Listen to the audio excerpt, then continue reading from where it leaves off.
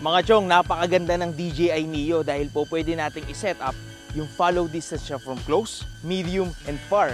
Pero alam nyo ba na ang DJI Neo, pwede rin nating i-set up at the same time yung follow height niya. From low, flat, to high. Pwede nyong laruin kung anong gusto nyong kombinasyon ng follow distance at follow height. Ang una nating ite-testing, yung close and low. Maganda tong gamitin kung ang hanap mong video is action pack. Akala nyo yata naka-mountain bike ako.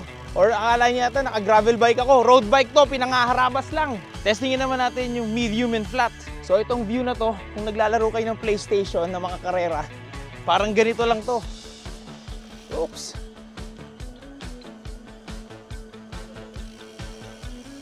Papunta tayo ngayon sa subdivision namin. Subukan naman natin yung far and high.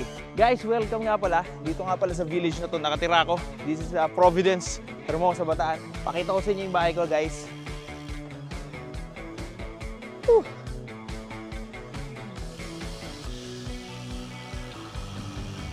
Humble home, humble home.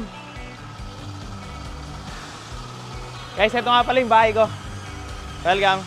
So guys, pwede nyo laruin. Pwedeng low and far, pwedeng low and medium, pwedeng flat and close. Depende, no? Depende sa gusto mong laruin.